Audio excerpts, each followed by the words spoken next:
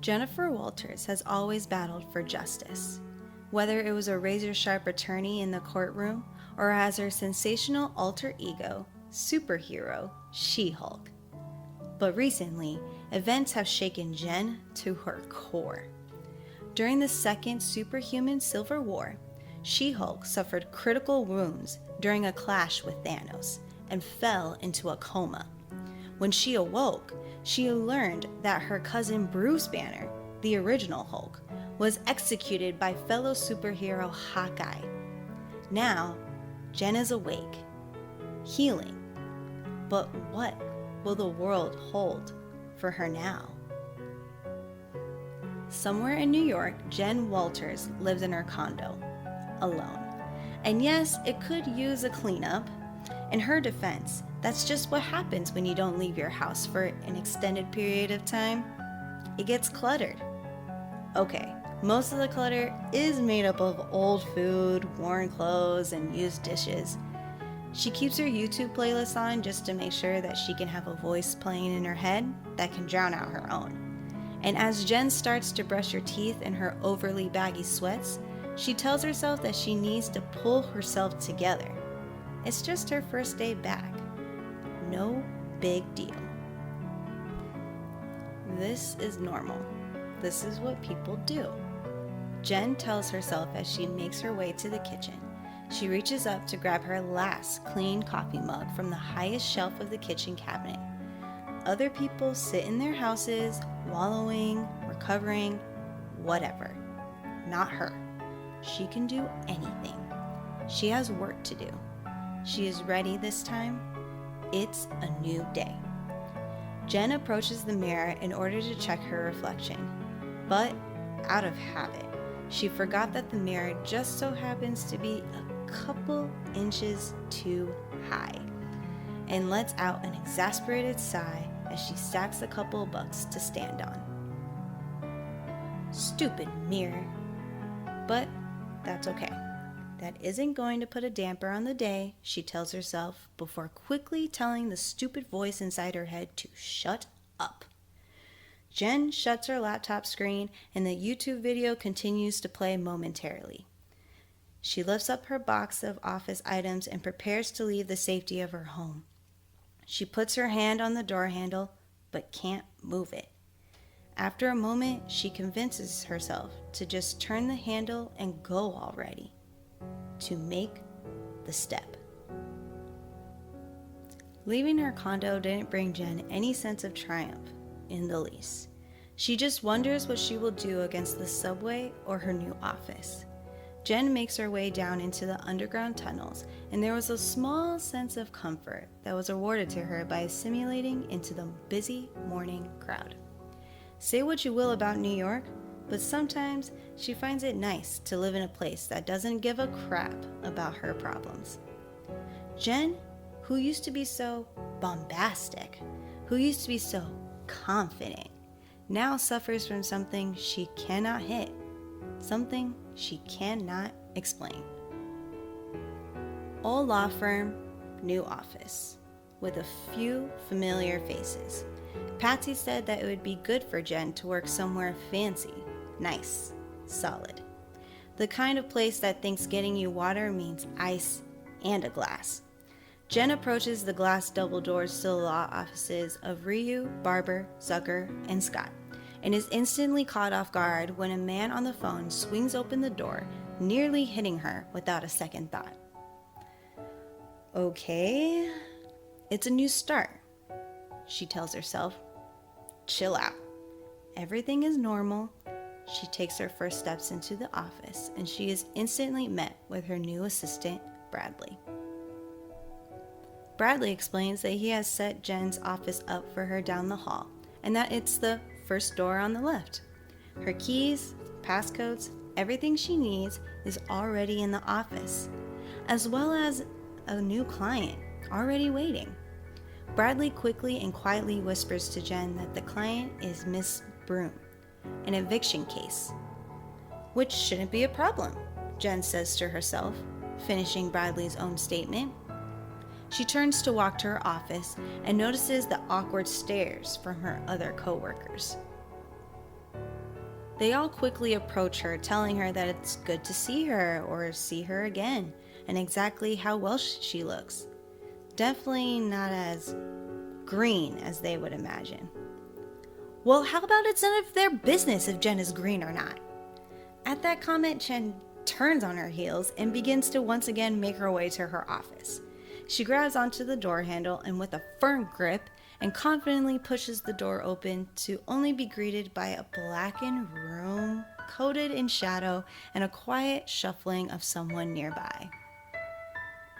Jenn calls out for someone to respond and turns on the light of her office, only to be greeted by a small, pale woman with a noticeable hunch in her back as she stands.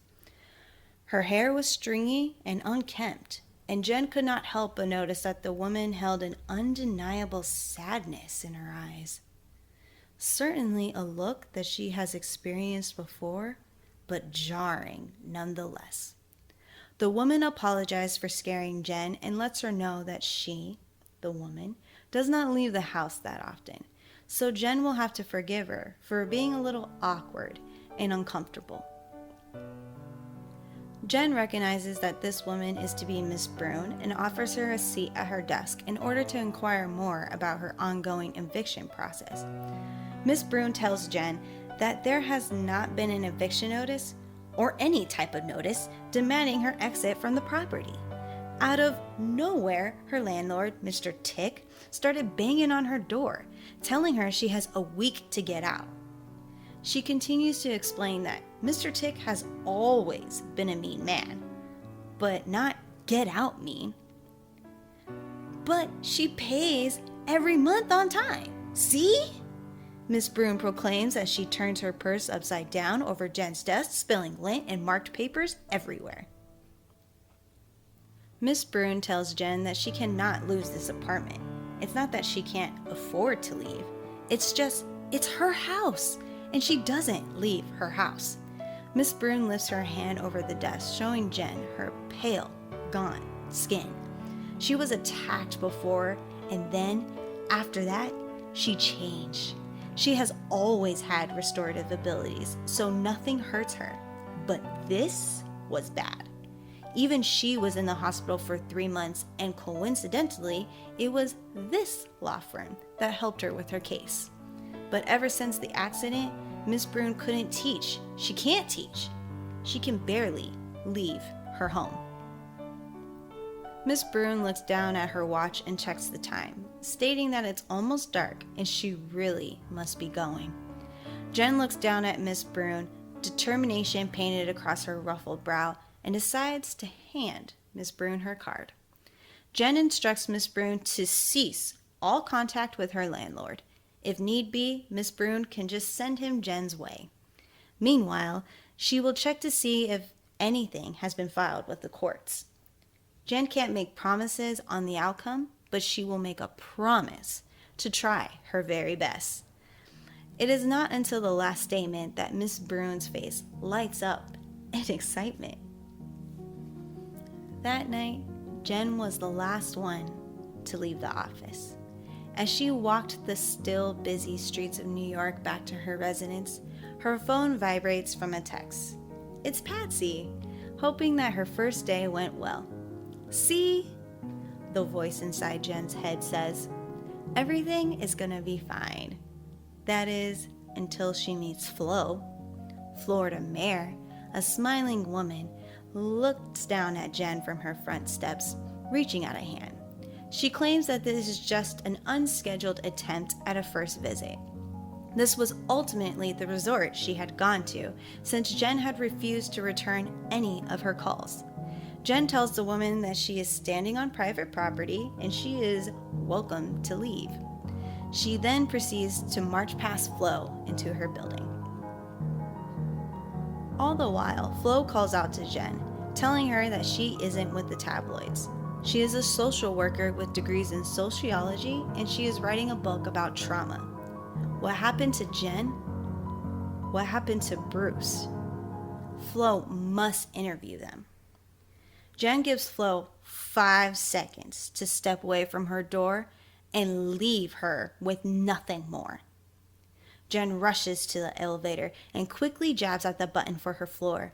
As she stands in the elevator, her eyes fixating on nothing, staring off blankly into space as her pupils dilate, she begins to impatiently tap her finger on her arm and grit her teeth.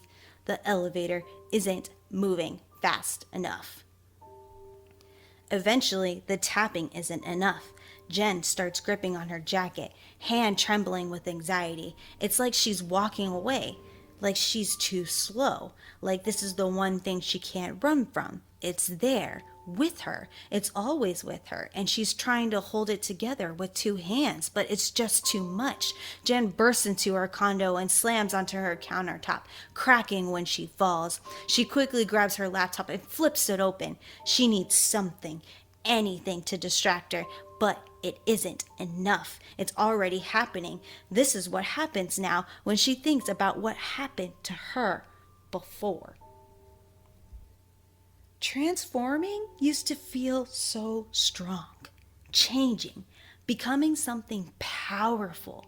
Now it feels like she's dying, like a truck is driving through her heart, like every hurt is right there pouring through her. Jenn collapses to the floor in the fetal position and her limbs begin to grow as her skin begins to turn gray. The leather in her boots rip and the seams in her skirt and jacket tear. It feels like she is dying all over her every time she hears Bruce's name, every time she thinks of Hawkeye, Thanos. Slowly, Jenn regains herself. She wondered who told her about the baking videos. Maybe it was a nurse? She said she couldn't cook but believed the art of cooking could soothe the savage beast. Meanwhile, inside her residence, Miss Brune prepares a cup of tea as black as the listless pools in her eyes. She tells her friend that she saw a lawyer earlier and that she reminds her of Lawyer Fred. Lawyer Fred was so good when the bad thing happened. Miss Brune places the cup of tea down with the countless others and then frowns as she looks up in worry. She can't leave. She's not going to leave, Miss Brune tells her friend. The lawyer promised. But even if the lawyer fails, she is confident that her friend will be there to protect her. No matter what.